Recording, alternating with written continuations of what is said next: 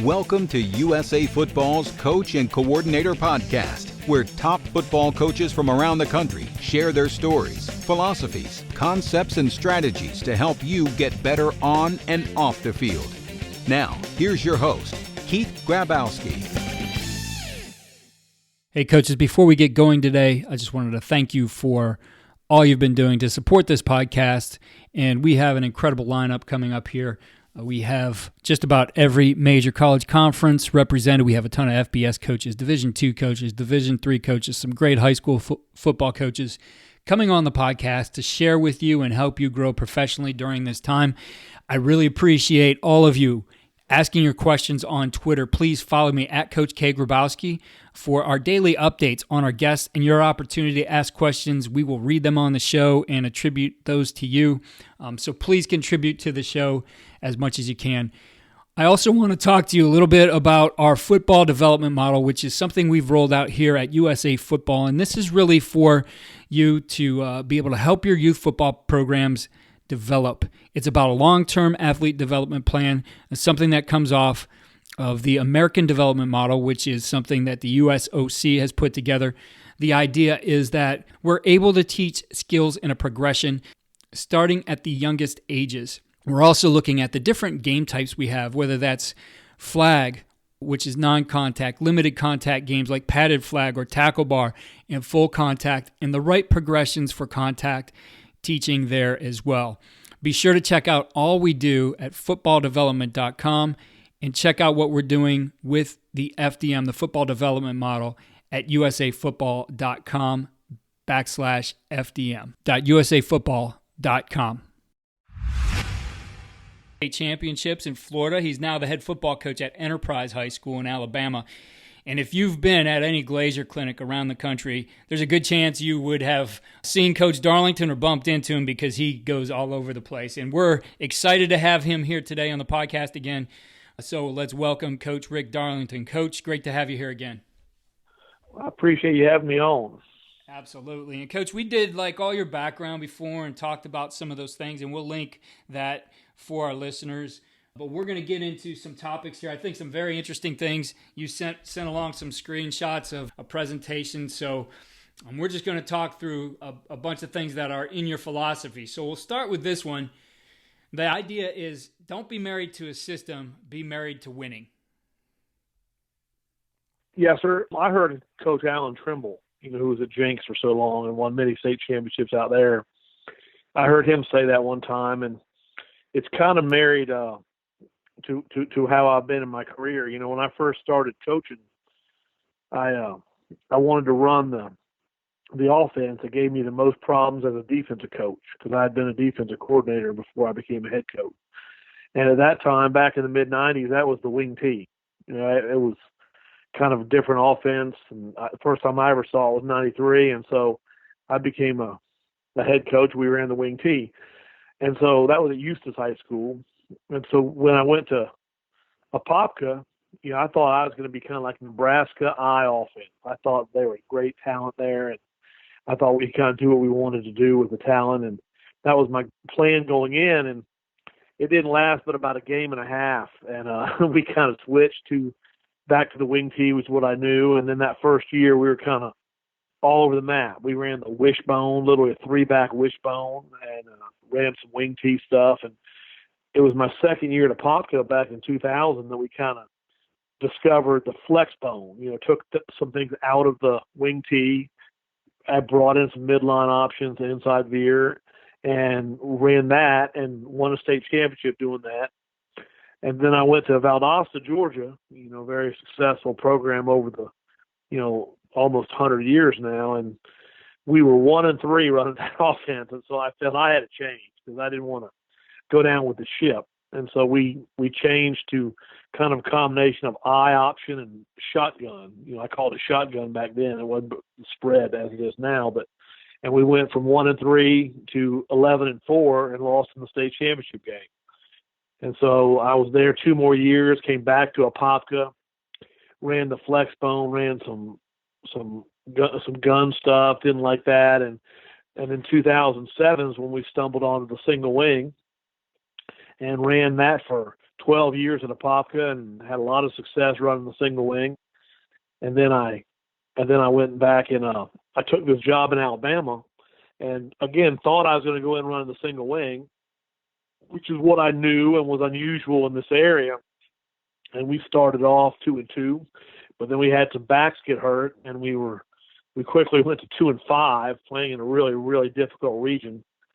And so then we, I don't want to go down with the ship. Just like back at Valdosta in 2003, we changed speeds in the middle of the season and put in a bunch of option stuff, a lot of formations, some gun stuff, some eye stuff, some flex bone stuff. And we went and we upset 3 teams in a row and made the playoffs and, had the number 1 team in the state on the ropes in the fourth quarter before we couldn't finish that off. But, totally turned our season around by changing offenses mid-year.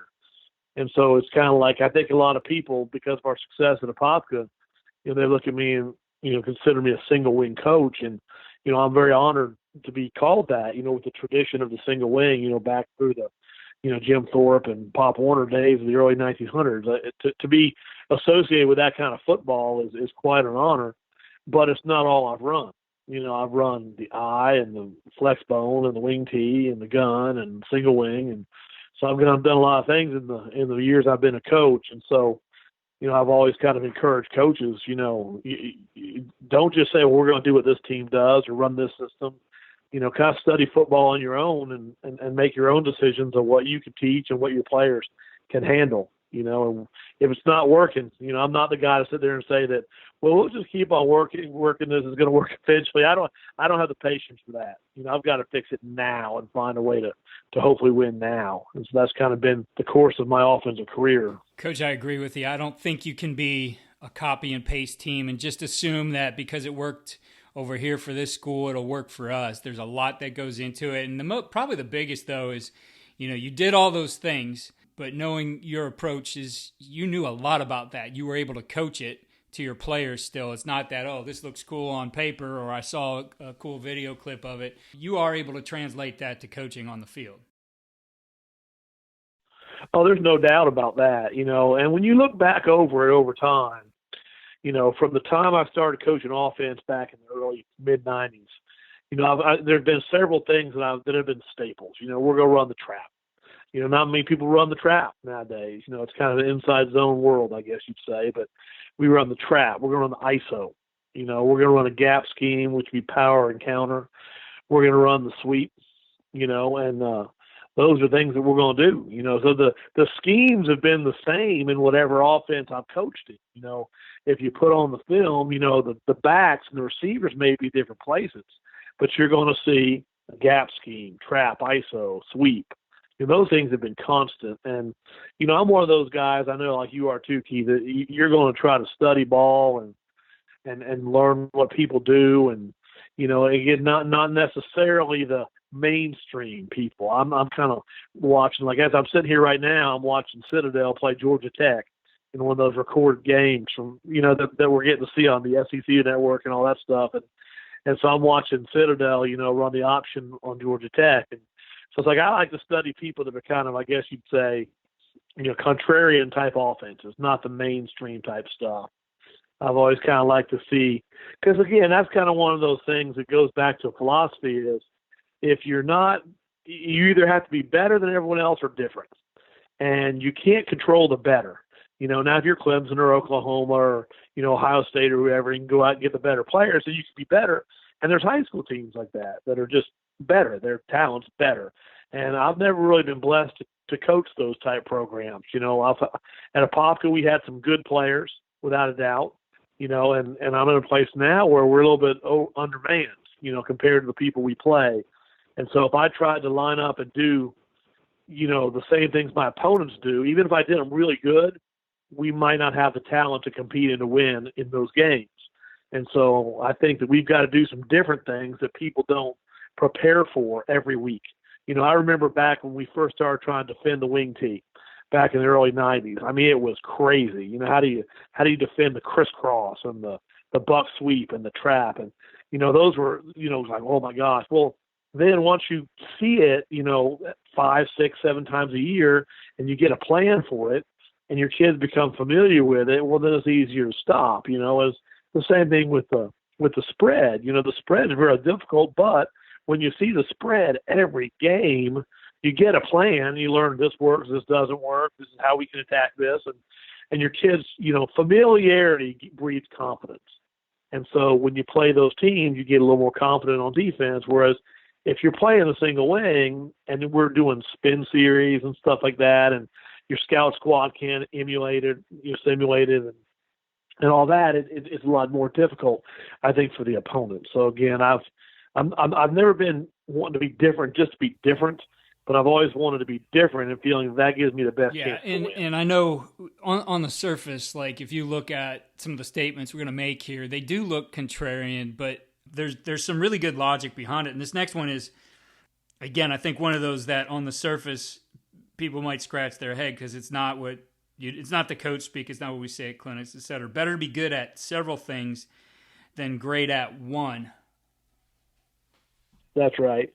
Yeah, I played at Lakeland High School for Coach Bill Castle. He's won 450 games at Lakeland. He's been there as the head coach since 1976. Still the best offensive coach I've ever been around. And I've studied and talked to and met with and learned from a lot of them. But Coach Castle's the best. And it's like if you play Lakeland, it's not one thing. You don't know. We played them as an Apopka. We played them in 2017. They won state championship, and we lost by a touchdown in the fourth quarter down there. And, you think about Lakeland over the years, you think about the I formation and then some spread stuff and the option. They got in double slot, and they beat us on a wingback counter and then a jet sweep play that cut all the way back, and we over pursued it. And so it's kind of like, you don't think about Lakeland High School beating you with those plays. It's just, but he's always got something. He's always got something he's going to go to, and he's going to find a way to move the ball and to score points. And it's like, you watch them and they might be in the gun. They might be in double tight, with one back under center. They might be in the I, they might be in flex bone. And the schemes are all the same, but the presentation of it is somewhat different. And I've always kind of thought the best offense that I've ever seen as far as that thing being hard to defend was Nebraska back in especially the mid-'90s to the early 2000 time, when Frank Solich was still there and obviously Coach Osborne. But, you knew they were going to get in the eye. You knew they were going to run the option. But then they might be in double slot. They might be in two tights, one back. They might be in, flex bone. They would present it so many different ways, but they would just pound with the running game. And then they had the play action passes, and then they had the option. And you had guys like, Tommy Frazier and Scott Frost and Eric Crouch, running the option at you. And I've always thought, that is the offense of all of them that I thought would be the toughest, to have to defend and that I'd like to run if possible. So that's always kind of in the back of my mind. How can we be like Nebraska back in those days? Absolutely. The next point you have here, Coach, I think is a really good one. And back in 2003 for me, I just told this story on a podcast he's the head coach at Notre Dame College here in Cleveland, a Division II, and this was back at the time I'm coaching against him when he's a high school kid. And anyway, at the end of that night, we're watching the playoff points for Ohio. It's all done on the computer, and so we see us, dropping, slowly over the course of the night and then out of the playoffs. And from there, though, we really got into thinking about what do we need to do to beat the best teams, because we have all this stuff that's great against some of the teams that we could beat no matter what, we're using. Yet at the same time, we're not looking at the top of the people who are right now the best on our schedule. So that is exactly the point. Design your offense to beat the best team you play. Absolutely. That brings me back to a point of when I was at Apopka the first time, we were the team that we had to beat, to get into the playoffs and to move through the playoffs was Orlando Evans. They were an inner city school with great talent. And the thing about them was I could never figure out where they were going to line up. And, when you run the option back then, you have to know who's got dive, who's got quarterback, and who's got pitch. Are they covering the pass?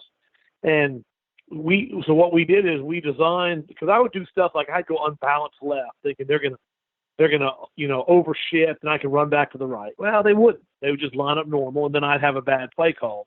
And that's when we started going no huddle. And I'm not a no huddle coach, but we went no huddle back then because I wanted to line up and see where they lined up and then call my play. And so we had to defeat them. And when we went to that type of offense, that's what it took to beat them.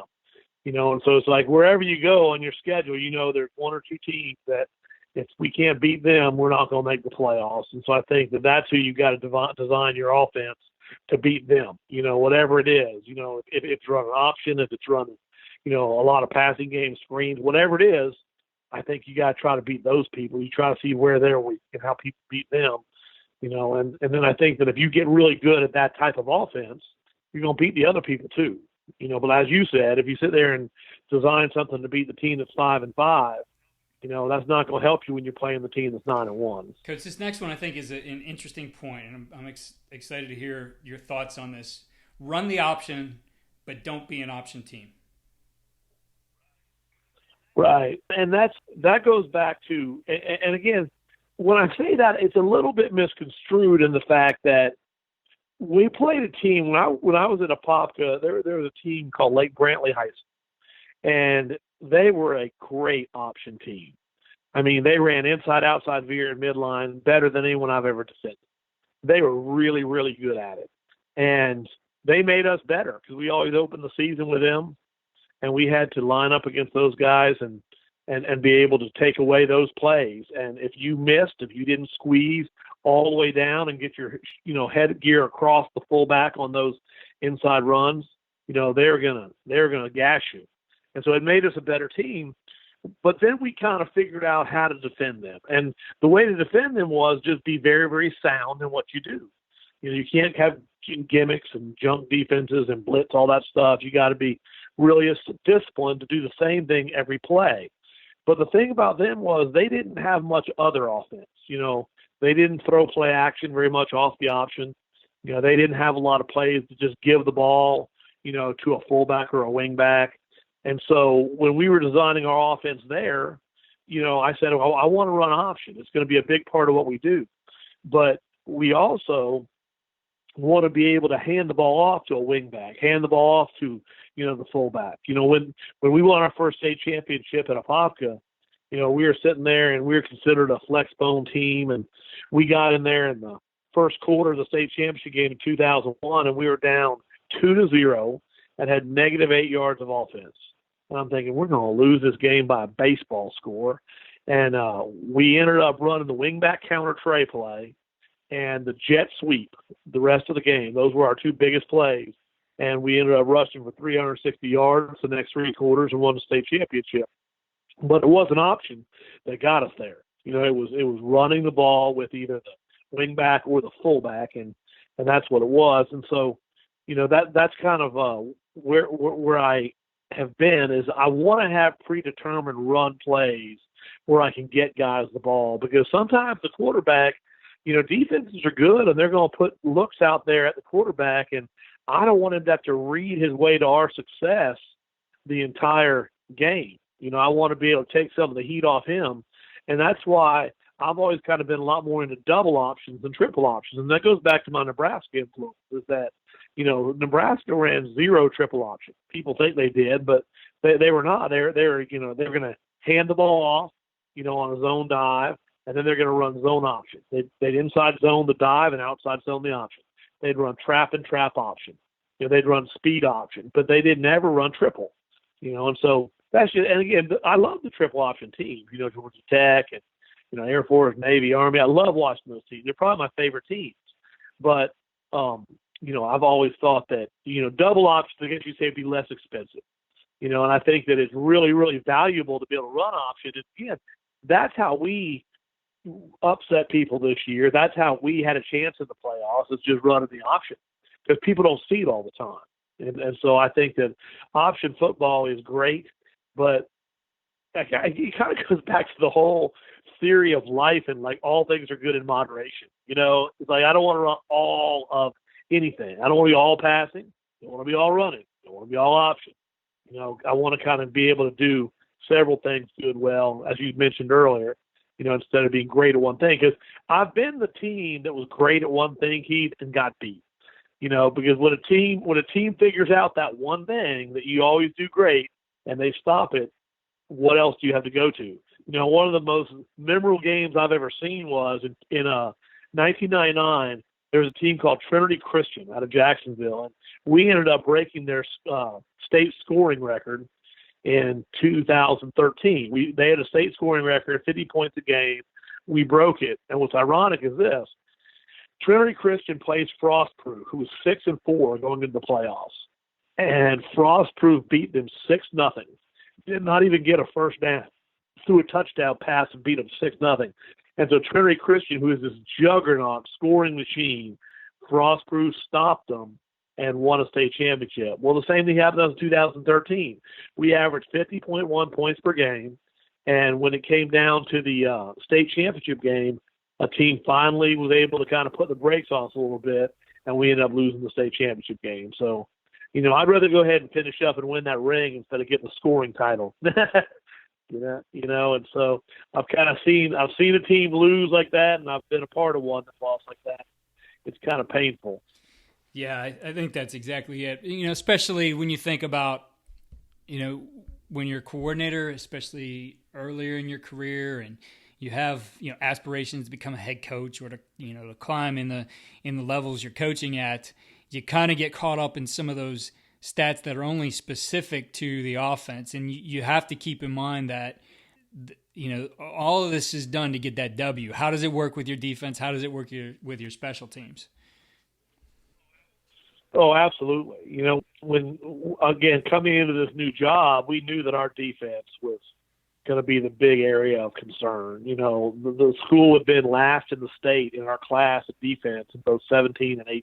And so I'm thinking we can't do any type of offense that's going to hurt our defense. We got to be able to run the ball, take long drives, make sure that we don't, let the other team get the ball very quickly. So that was kind of the goal going in, and then with special teams too. Again, honestly, we weren't very good at special teams this year. We got to get better in that area too. But again, I guess my philosophy would be somewhat old-fashioned in nature, and that you want to be really solid in your special teams and use the field position game and play great defense. And, as me and my coaches talk here in this off season, it's always like, okay, what position are we going to play this guy at? And it's always like, well, can you use him on defense? And if a guy can play defense, that's where you want to put him, and try to win games like that, because it's hard, especially, again, where I am in Alabama. We're not going to beat people, 35-34. There's just no way, but if we can, hold the points down and maybe win some 21-20 games, that would be the way we could win here. So if we're going to win, we're going to have to win with defense. And that means kind of a ball control offense. And, we were talking the other day as a staff, okay, how are we going to signal the plays in this year and this and that? And I go, we're not going to do that. We're going to have a receiver, back like when I played. And when the ball's tackled, the receiver's going to go in there and he's going to tell the quarterback the next play. And that's just kind of how we're going to do it. And so, old-fashioned is good. I'm watching some film and looking back and seeing, okay, we could run this stuff out of the I formation. It's kind of like when I first started coaching, Keith, it's like every play you drew up against, it was an I formation play, and you were going to defend the isolation play first out of the defense. And now it's kind of like you just don't see the I. Maybe with Wisconsin a little bit, but not a lot of people do that kind of offense anymore. So, no, that's it. And as you started off saying, don't be great at one thing, but ultimately you are going to have your best plays, and that was one of the next points you had. And as far as a topic in our conversation is find a way to keep your best plays alive. Right. Yeah, I think we've been known for gap schemes probably more than anything else. I think that when I was coaching in the wing T and like I said earlier in the flex bone, even in the I formation, our counter tray was our best play. And so, I'm always Xing and Oing with my coaches and trying to figure out how we can block the counter tray better, how we can do this. Do we need to get in this formation? Do we need to run it to a tight end? Do we need to run it with double tights and check the play? How do we want to do that? And so I think that you got to have different ways. And I'm thinking back in our single wing package, we've probably got several ways to run our counter. Probably three ways we can block the counter differently. We have naked plays, which I guess you'd say would protect the counter. Where we're going to block counter, but we're really going to run sweep. And so the linebackers are reading counter, but we're taking the ball around the end and running the sweep. And so that's a way to keep play alive. And then with power, we have three different ways we block the power play based on the defensive alignment. Because I think against this front, doing it this way is not the best way to do it. And so I don't want it to be a one-size-fits-all thing and say, okay, we're going to run it this way, and if it doesn't work, we'll just either go on to the next play or, we just won't have success. I want to have success with our plays, And one of the things I've learned, too, over time, and I joke about this, but the one coach who's beaten me more than anyone else is definitely me. And that's just because, I'll coach myself. I get into a game, and I'm thinking, okay, well, this team, we're not going to be able to line up and run power and counter and sweep on this team. They're too well coached, they're too athletic. And so I'll come up with some, elaborate adjustments and game plan and formations. And then you get in there in the game, and it's kind of like those things don't really phase good teams, but then you got your kids out of the comfort zone. And so then in the second half, it's kind of like back to basics. And, we won a lot of games and several state championships at Apopka, lining up in one formation and running power, counter, ISO, and sweep. And we did that and in 8A, big school in Florida, and won state championships and state scoring records doing just simple things. And we got a lot of signs up in our field house, but I think my favorite sign in that field house is by Chuck Noll of the Steelers, who won 4 Super Bowls. He said, champions aren't champions because they do extraordinary things. They do ordinary things better than anyone else. And that just speaks to the fundamentals of the game and just believing in what you do and, teach the best base block in the world and be better at base blocking than any other team, and then however you incorporate that base block into your offense, believe in that and run that and trust that it's going to win. So again, I've coached myself out of more wins than anyone else. And so I have to always kind of talk to myself, hey, big game, let's be simple, and then do the things you're good at.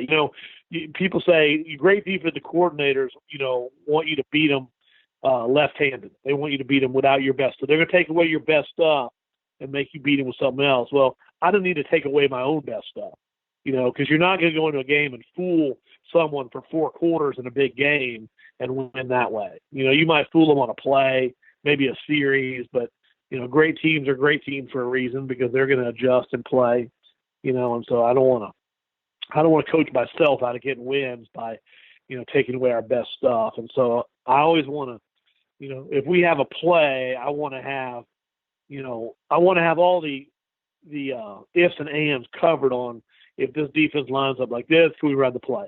And honest to goodness, Keith, is like if my play is not good against pretty much everything I'm going to see, I don't need to run that play. It's like it's got to be a universally good play. And so if it requires a certain formation or a certain defense to run it against, and I'm not going to see that every week, then I don't need to run that play. Good point. I really like this other one, Coach, the next one I should say. Utilize misdirection and reverses. I love the misdirection game. And as far as reverse, I think people think, well, it's a trick play. It needs to hit big. And I think I remember watching, I believe it was Steve Grabowski when he was at Wake at the time in a clinic and showed, they ran reverse a lot. And his whole mentality with his players was, hey, it's a run. We want every run to gain 4 yards or better. So if it gains 4, it's good. But when you think about the effect of that reverse, let's say it only gains those 4 yards, but now it's going to help open up things inside for you because those guys on the edge really start to think about, I better stay home. No question. It's ironic you bring up Steve because I just spent 3 days with him and the Air Force staff back at the beginning of March. I went out there and was studying what they do with the option game. My son just committed to play quarterback for them out there, and so I'm kind of learning what they do because I think it fits a lot of the things that I want to do on offense. And so I remember those Wake Forest days. They were the first team that I saw that would bring that orbit motion in, and they'd run the inside zone off of it, then they'd give the reverse, and they'd fake it and boot off of it. I thought, that's really great stuff, and those guys. And Jim Grove was the head coach back then. I think Troy Calhoun was on that staff before that, and now he's the head coach. Those guys have all kind of matriculated, it seems like, out to Air Force. But, one thing we've always done pretty good is run reverses.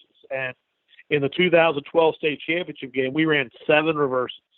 And I don't think any two of them look the same. We use different formations, but I love reverses. And again, exactly like you said, it's just, to me, a weak side. We're going to run that play, just like a sweep, and it's a misdirection sweep. And to me, it's better than trying to, scheme it up with your tailback or a wing back or something like that. You get a receiver, to get the ball around there. So we run, I think, 3 or 4 different reverses with backfield action, but we block them all the same. And we kind of got a unique way in that we block it, and I like the way we block it. And then the blocking scheme has come from, years of saying, I don't really like this, or what if they line up like this? And so in 2016, we kind of came up with a way to block it that I thought encompassed all fronts and defenses we could see. We started doing that. And so the 2 things we do is, once we got our scheme down on the reverse, then we're going to change the backfield action on how we do it. We got one off option. We've got one off sweep. We've got one Statue of Liberty one. Okay, so now it looks like there's 3 different reverses, even though they're blocked all the same. But then the last thing I like to do is change the formations up, and like this game, okay, we're going to run this reverse to this guy out of this formation. Well, next game, we're going to come up in this formation, and we'll motion this guy over here, and then they're looking for him on the reverse. We're going to run the reverse to this other guy and use that first guy as a decoy. But on the ground is, we're going to block it the same, and that's one of the things I know that you may bring up later about schemes. And, we want to make it look different to the defense, but we want to keep it simple for the offensive line. When the offensive line can handle it, and I feel good when I sit there and talk about a play and the offensive line looks at me and they know exactly what I'm talking about because it works with the scheme we already run. And the backs, they kind of like it when you change it around with them and move them around. And so it's kind of like, it seems like backs like to move around and do different stuff. And with the offensive line, as long as they know how to block it, they're good. And so that's kind of our goal with reverses is we're going to run them, and we're going to run them a lot. And we're going to block them all the same, but kind of make them look different.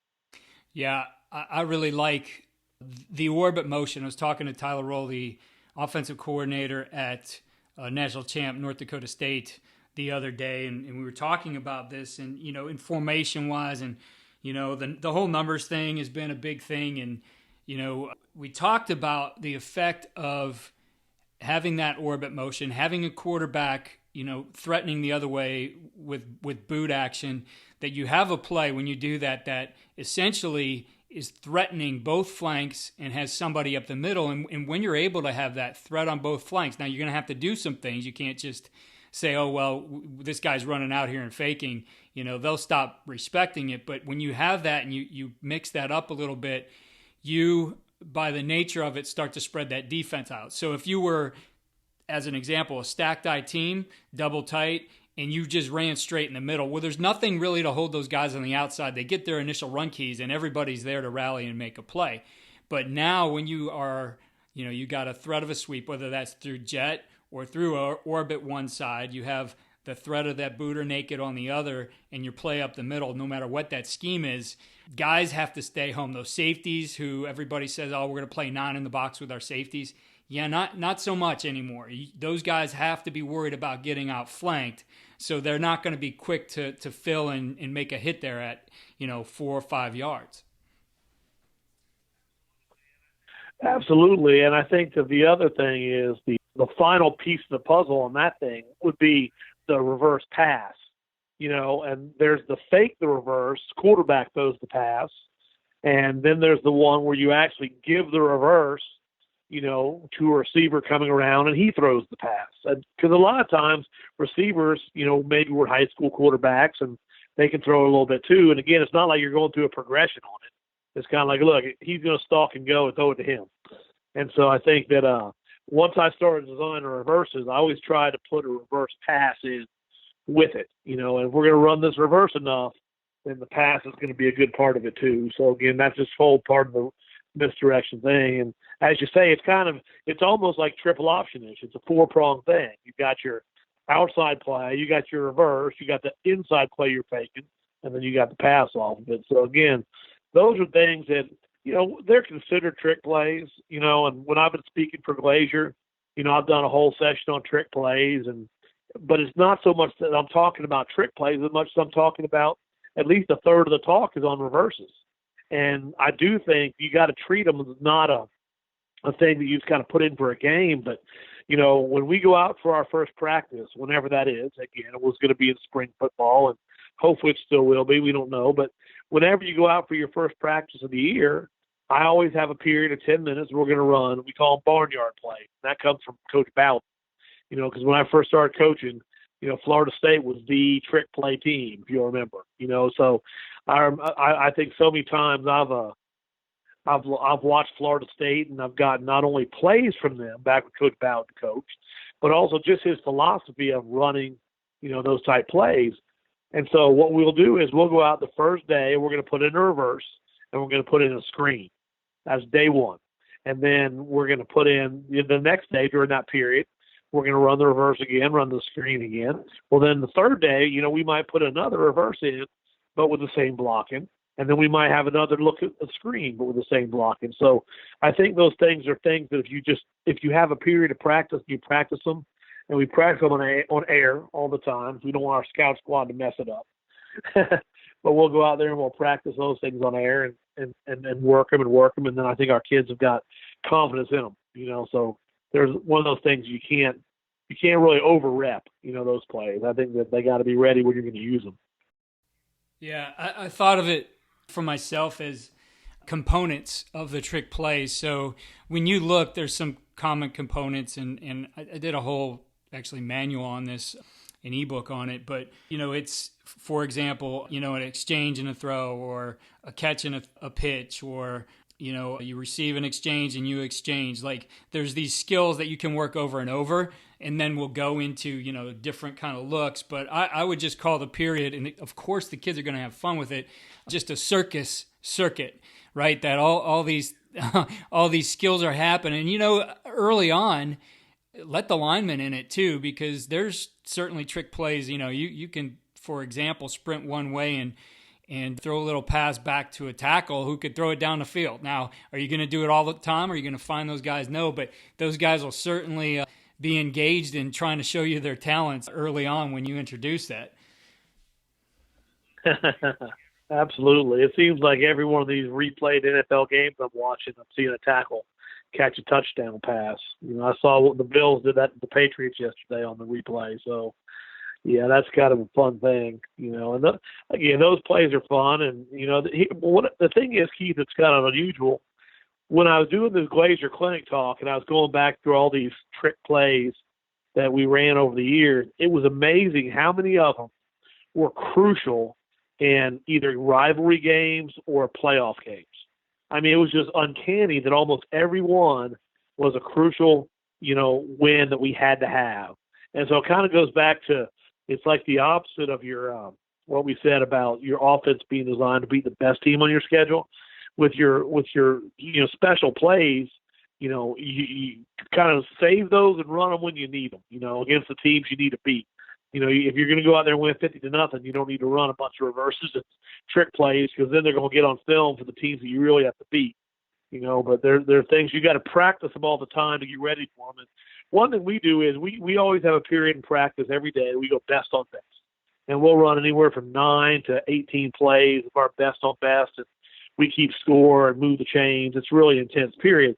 But what we do is we will be working on those special plays on air, up for weeks, up to with the time we actually try them out in best on best.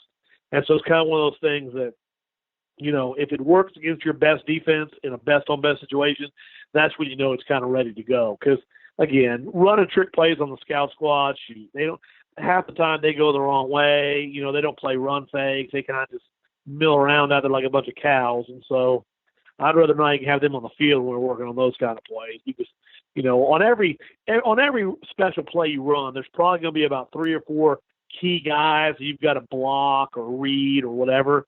And what we do is we just have coaches stand in those positions, because we know that they're going to be the ones that have got to be. They know how to react to the play like a real defense would, and so we use our coaches to kind of rep those plays. Yeah, I love the good on good. That's something we would do when I was at Baldwin Wallace, and it was funny early on if we had a trick play going, because the defensive coordinator and I, great friends but very competitive, so I know he'd always try to script something to screw me up. So I just started leaving it blank, and then we'd get into those periods, and he'd see a blank. It's a trick play. Watch a trick play. I'm like, come on, Jim. But, I think I never got upset if a play didn't work in practice, because there's always that kid on the other side who's really smart, too. And he's like, I know what this is going to be. And then he's standing there to the scout team hero, standing there to make the play. So I never really would get upset, and we would probably spend more time on air and working on the timing of those kinds of things, and if needed, working some technique things individually so we get a few more reps than trying to run the play with all 11 guys or 22 with a scout team. Right, I'm with you. It's funny, every time we run a reverse in best on best, who makes a tackle is a linebacker will run through and make the tackle, and I can tell you that's never happened in the game. I've never one time had a linebacker run through the line of scrimmage to make the tackle. The next one, we've kind of talked about this a little bit, but I believe this 100%. Boots are easy to throw and hard to defend. I mean, when you look at, two of the options in that, one's like a 5-yard throw, the other one's a 12-yard throw. So very, very easy to do. No question. And we, when I first started out, I was a defensive coordinator. And I remember the meetings upon meetings and talks about how are we going to defend the boot? Okay, which backer is going to pull the quarterback? Which backer is going to try to get under the drag? Is the safety going to jump the drag and leave the corner man-to-man on the post? And it was just exhausting to try to defend it. And, back then in those games, we were playing Bradenton Manatee a lot, and Tommy Frazier was the quarterback for Manatee, and so him out there on the bootleg pass is different than, me or you running the quarterback on the bootleg pass. So those were tough times. And so, then when I first started coaching offense, as I said, we ran the wing tee, and the waggle pass, was the boot. That was the best one. We started coming up with different routes on the waggle pass, waggle throwback, waggle with the fullback sneaking out and down the middle and stuff. So I always kind of love bootleg passes, and I know that they're just really hard to defend, and like you said, that fullback in the flat is always the easy throw, and it seems like if he's open, that means that someone's probably coming to get the quarterback, and that's the throw. If he gets covered, then the quarterback's probably going to have time to hit the drag. That drag's hard to cover.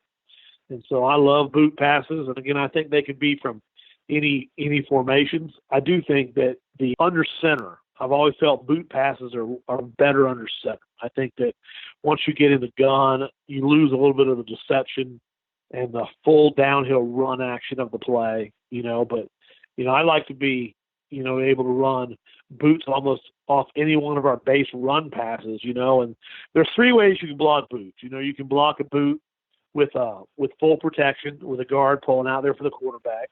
You can block and make it, where you're basically selling the run play and the quarterback's going to beat the defensive end by himself. Or you can run a boot pass where your fullback logs the defensive end, and then you don't have him as the flat runner. So we have all those in our offense. And I say our offense, that's going forward, going forward towards next season. Obviously, our season ended back in November, and I've been tinkering ever since and working on stuff ever since. Even before this pandemic broke out, kind of had the plan going. And so, I say in our offense, it's kind of more in our future offense than it is in the one we ran last year. But definitely learned a lot last year by, having to change offense mid-season to try to save our season, which, I felt we definitely finished strong down the stretch. So, and like you said, bootleg passes are just really, really good ones. And it's a lot of times that people say, well, people will contact me about the single wing stuff because they go, well, my quarterback got hurt, or I don't have a quarterback, so I'm going to run the single wing. And it's kind of like, well, the quarterback, almost any quarterback can throw a bootleg pass. All of our quarterbacks throw boots better than they do drop back passes. And I don't know if that's because of being natural athletes and being able to, go ahead and throw the run, or if it's because on a bootleg pass, a lot of times you don't have someone rushing in your face and you're standing still. But it seems like, whatever kind of quarterback you have, you can throw bootleg passes. So when I'm putting together our passing game, that's definitely going to be the number one thing we're going to throw. It'll probably be about, I'd say at least 50% of our passing game is going to be boot throws. Yeah, I agree with you 100% on something you said there about the boots being better from under center than gun. You do really want to get that downhill mentality, that downhill feel from the defense and in reaction to the defense. But I could say this, because we struggled. We were a gun team with the running back next to our quarterback, and the sell wasn't great. It just didn't really fool the defense. Now, what we did, though, to maintain that and to not have to go under center, but to be a really good naked team, was that we reversed out on all of our runs from the pistol. So I told our quarterbacks early on when we started doing that we were turning them into old single wing spinner backs. But that's exactly what it looks like. They're going to catch and reverse out. And with what we would do with our handwork and our eyes and the tempo of it, we had some incredibly big plays. And I have a whole bunch of those on YouTube where I could show you guys on defense just chasing a ball all the way down the field and the quarterback's out on the other edge running the naked and throwing to somebody uncovered. So to me, that would be one answer to look at. If you want to stay in the gun, to look at pistol and doing things that way. And it's not opening up to it. It's reversing out opposite of where you want the run. And when we first did it, it was always going over the other side and asking our linebackers and safeties, what'd you guys see? And like, we're losing the ball. The ball disappears from us. We don't know where it's at. And that's exactly what you want on any kind of run fake. I agree with you. Another boot that people did to us this year that was kind of nasty was they found a way to get a guy out in the flat behind the line. Like they'd have a guy in a tight slot formation, saying trips to the left, and they'd run a run action pass run action to the left, but then the third guy in trips would come behind the line and then slide out in the flat. And we had trouble covering that one this year, so that was kind of one that, since I can't defend it good, I figure we'll put it in our arsenal somehow. The next one is important, and think back to just the end of the NFL season, the NFC Championship. You have the San Francisco 49ers getting to the Super Bowl, and they only passed the ball 8 times. So you got to run to win. Yeah, I've always felt that way, and that kind of goes back to the coaches that I've always admired the most. Whether it be Coach Bryant, Coach Osborne, Coach Switzer, Oklahoma, all those teams that I watched growing up. They're great run teams, and I think great evidence of that is this year is when you look at the top teams running the ball in the NCAA. You look at Navy went 11-2, Air Force went 11-2. Those teams could not have won 11 games throwing the ball. There's just no way. But the one that's kind of the funny one to look at is people don't get it is Kentucky was like 4th in the nation in rushing. And Kentucky won a lot of games this year, and they had a guy they didn't consider a real quarterback. They had some injuries. They played a guy at quarterback who was a receiver and very, very creative in their run game, and went out there and won, I think it was 8 or 9 games, and was 4th in the country in rushing. That's pretty great coaching on their part. And again, I think when you run the ball, there's so many good things that happen when you run the ball effectively. And, people used to use a great, cliche that someone said, when you throw the ball, 3 things can happen and 2 of them are bad, but there's a whole lot more bad than 2. I can think of a lot. I can think of about 12, but I won't do that now. But I'll say this: if you go out and you're playing a team and, you get the ball on the 20-yard line and you throw an 80-yard post route on the first play for a touchdown. And if you were to listen in on that defensive sideline when they come off the field, I guarantee you the coordinator would be telling them to settle down. The players would be upset that they got fooled, and they'd be saying, okay, we got this. That won't happen again. And it probably wouldn't. But if you went from your 20-yard line and you took, say, 16 plays and drove 5 yards a shot down the field and scored, now you go into that defensive huddle on the sideline, I bet the mood would be different. What are we doing? Why can't we stop this? We got to be tougher. There's a whole different mentality to getting the ball slammed in between the tackles on you than it is when you throw it over the top, 16 plays or one play. And I think a great example of that was this bowl game this year when Air Force played Washington State. Washington State drove down the field.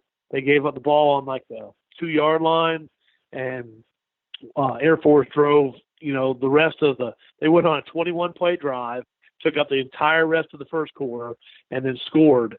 And, eventually ended up winning the game. And I guarantee you, Coach Leach and those guys are thinking, we can't get the ball. They want the ball. They're a great offensive team. And, so again, that helps your defense. If you can take that time and eat up clock and grind the other team, wear them down physically and mentally. And so I think that's kind of the way that, football still can be a physical game, if you coach it that way. And that's what we want to do. And I think that's a great way to win. And there's lots of ways to win. I know lots of people win with the passing game and that, but, kind of going back to what we talked about earlier is you don't see a lot of teams winning if they're totally one extreme or the other. The all passing team or the all running game, they're usually the ones winning the championships. You usually got to have a little bit of the other, but I think if you go back and look at it, especially in high school, I think that you'll find that the teams that win the championships probably run the ball more effectively than they pass it. I think you're right there. And the last point we had you alluded to earlier, schemes are expensive, but formations are cheap. Right. And I think that's the whole premise of what I'm working on right now for our offense is, I know the run schemes we're going to run. Those are in. There's no question. Now, the question is, what formations do I like? Do I like this play from the eye, from double slot, from single wing? Do I like it from the gun? Do I want to use an H-back on this? And that may sound like, oh, my gosh, it's a smorgasbord offense. Well, I don't feel that way because I don't feel that that's what we're doing. What we're doing is these are the run schemes that I like over the 30 years I've had as a coach. This is what I like. And so I can coach these schemes. Our kids can block these schemes. But when you start moving kids around, that's not bad. And I kind of go back to the season. We were 2-5. We had an open week. I brought my coaches in. I said, listen, we're going to change. Here's what we're going to run. We're going to run option. We're going to run bootlegs. We're going to run counter tray. We're going to run a stretch outside zone play. And when we did that, we started winning. And now I'm going ahead towards the next season. I'm thinking, okay, these are my schemes, but if I run it out of this set, I can get these two receivers on the field, and they've worked hard. They have some talent. They deserve to play. Well, then if I jump into this set, I can go too tight, and I've got this other kid, and he can play tight end here. Same scheme for the O-line, but now I'm just putting another set out there for the defense staff to defend. And again, I think a lot of the stuff as I talk about it goes back to Nebraska, and I think about what they were doing back in the 90s, and they're anywhere from double tight to 4 wide to 3-back eye, and they were kind of a lot of guys were getting in there. And I think the more kids you get on the field in different packages is good. But and I want to do that, but at the same time, I think back to this, and Keith, you'll probably remember this, 2008 national championship game, Oklahoma played Florida, and Florida ended up winning that game. But if you remember, Oklahoma was averaging 50 points a game that year, and they got beat. But I remember the thing about it was I remember that people said they were so difficult to defend because they could go anywhere from 3 tight ends to 4 wide with the same personnel. And I think that on the higher levels of ball, college ball, NFL ball, when you can do that and not sub guys in and out, and you can run the same the same, a lot of formations, few schemes, but a lot of formations with the same personnel, that's probably a good thing. And again, I think of our defensive meetings where they go, okay, if they put this other guy in here, we got to go to this package and stuff. So again, I'd like to be able to run the same thing with the same guys. But the other end of the coin is too, I'd like to be able to have some other guys that come in and have a role in the game too. So it's kind of both sides of that coin on that comment. So, Coach, to finish things up, I do have a few coaches who submitted questions here. We'll do just a quick Q&A. So thank you to Terrence Banks, Nick Klein, Hansel, and Nicholas Jacobs for submitting questions. And we've kind of talked a little bit about this next one, but if we could just touch on it quickly. You know, the idea, you said you want to be able to keep your best plays alive. So Coach Klein, Hansel, I wanted to know, how do you protect your base plays?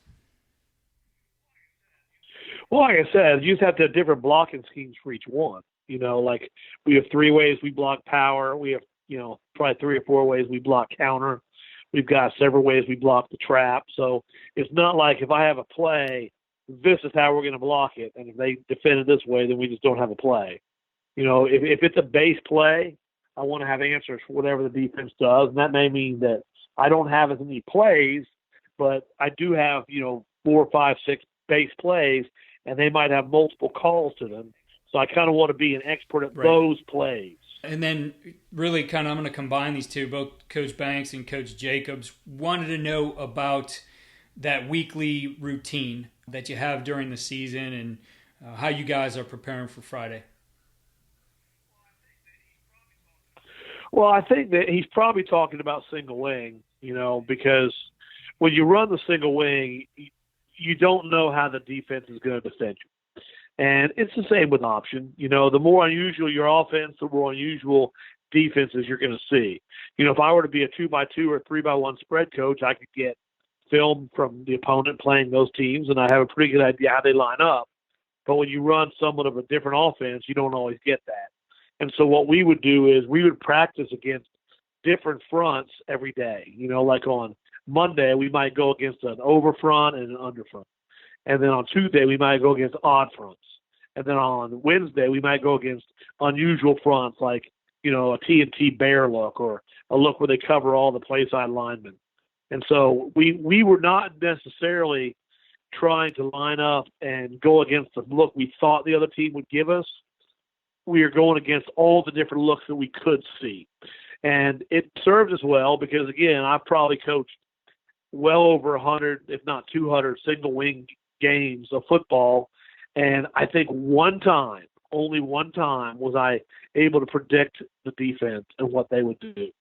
And so I think you have to practice against a lot of different fronts during your scout periods, you know, and kind of teach it that way and just give them all the different looks. But again, our plays have always been built on kind of like, it's not so much the defensive structure we're trying to identify. It's more like the point of attack. You know, is this guy covered? If he's covered, make this call. If he's uncovered, make this call. It's just not like, well, that's a 3-4 defense with a robber. We don't get into it that much with our guys. It's really more like the point of attack. Coach, I really appreciate you taking this time with us here and sharing all these great ideas for coaches. I think coaches will get a lot out of this podcast. And I know you're not a big Twitter guy or anything like that, but if guys had questions, what's the best way for them to contact you? Well, they can send me a text. My cell number is 352-455-9563. And so they can do that. And, you know, if they tweet something at me, I have a tweeter. Twitter. I've got that. And so I've never done a tweet. So I just kind of read what everyone else is doing. I'm trying to learn from them. But if someone asks a question on there, I can certainly try to answer it. Maybe someday I'll actually send one of those things out. And then the world would probably end if I were to do that. So I'm so nervous about it. It's like I got this Twitter thing, and it's like I can't do a post because I don't know what my first one would be. So I'm kind of nervous about it. So Coach, I'll just tell you this. When you do that first one, it's going to be addicting and you'll be on it forever. So just think about that as well. I don't know. Right now, I'm good just reading. Well, Coach, again, it was great catching up with you. Best of luck to you and Enterprise High School when you're able to get going again here. Yeah, I appreciate it, Keith. Thanks for including me. And it's just, this is a good time right now for everyone to be able to learn ball from each other. And so I appreciate you including me in it. Coaches, again, I want to remind you of what we're doing with the football development model. Please push this down to your youth coaches. I think this is a great way for you to get some organization and structure beyond. Thanks for listening to USA Football's Coach and Coordinator Podcast. For more resources, visit the Coach Performance Center at usafootball.com.